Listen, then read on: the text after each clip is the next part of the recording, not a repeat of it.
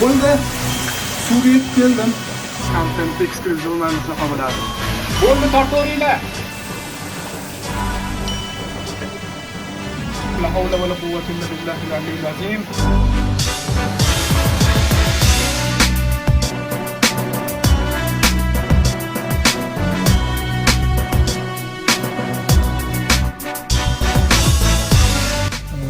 Pastlikka tushib ketyapman. Skvajina nasos o'rnatgani. 80 metr chuqurlikka tushishga do'qim yetadi deb o'ylamagandim.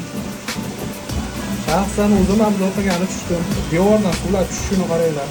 Eng pastiga tushdim.